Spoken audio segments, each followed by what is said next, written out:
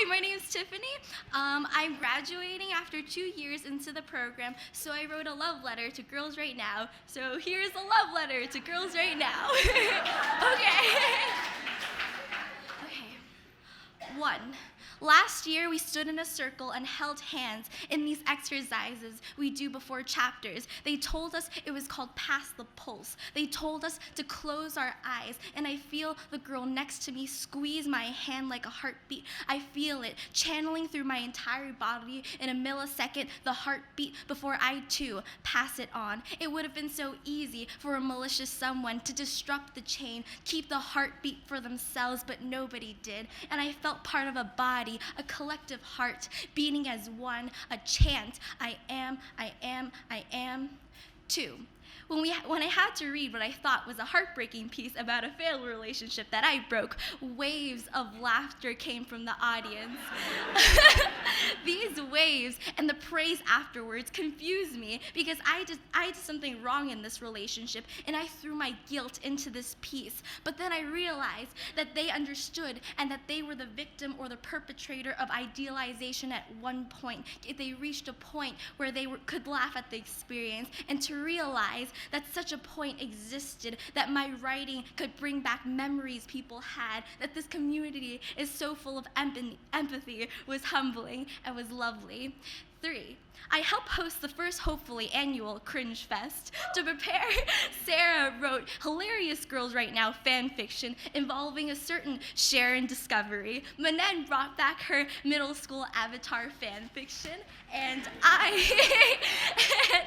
I read the princess fiction I wrote in the 8th grade. And there were readings of many novels concerning dolphin mysteries and rants about the superiority of Wisconsin cheese, and we laughed together over bison chips and Sprite, and we got bright pink diplomas that screamed, I survived the Cringe Fest. And we didn't only survive, we were buoyed up on our collective humor and courage, revisiting the embarrassing pieces that got us to where we are today, and we did it together.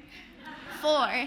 An hour before I had to MC chapters in March, a knot of anxiety popped up in my throat like a serial killer in a movie, but Manen gave me her cherry starburst and said, hey lady, we are going to do good enough. And within minutes of being on that stage, the anxiety loosened up enough that I was comfortable enough to dance on and off that stage, and every one of the readers read lovely and read passionate, and Manen said at the end, we should co-MC everything together. Writing screenplays be a side job, and we did better than good. 5. Sarah, Jennifer, and I led a memoir workshop for children with incarcerated parents, and the initial anxiety dissolved with the laughing, which spread slowly and then all at once, and a girl slowly slid off of her chair and onto the floor and was laughing so hard she started to cry, and in the end they said thanks for that. It was their favorite part of the day, and I said it was my favorite part of the day too, and in that moment realized how happy Girls Right Now made the ends of the days that I spent there, and how much being in that open space with Christmas lights and hanging colorful mobiles was a comfort. 6. At the holiday party, I learned how to make hot chocolate from instant hot chocolate packets